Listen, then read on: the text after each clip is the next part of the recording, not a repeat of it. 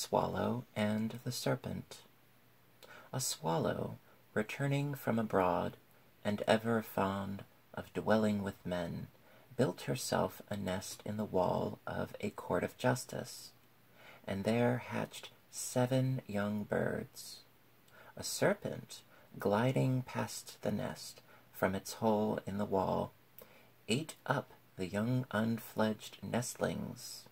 The swallow, finding her nest empty, lamented greatly, and exclaimed, "Woe to me, a stranger, that this place, where all others' rights are protected, I alone should suffer wrong."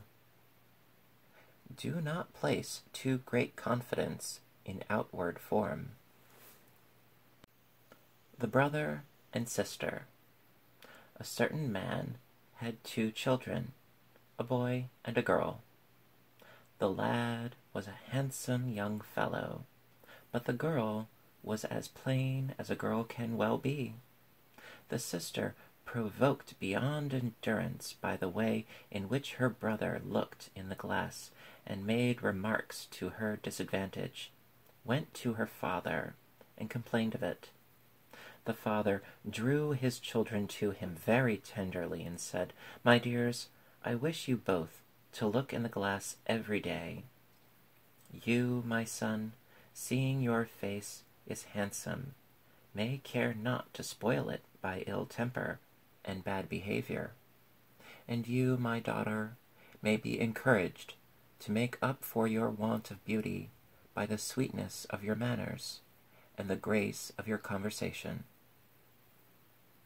Handsome is as handsome does." The Frogs and the Fighting Bulls.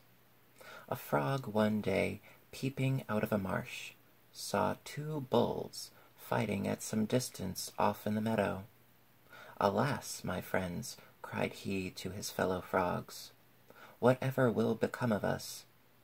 "Why, what are you frightened at?" asked one of the frogs. "What can their quarrels have to do with us? They are only proving which shall be master of the herd." "True," answered the first, "and it is just that which causes my fear, for the one that is beaten will take refuge here in the marshes, and will tread us to death." And so it happened, and many a frog, in dying, had sore proof that the fears which he had thought to be groundless were not so in fact. Coming events often cast their shadows before.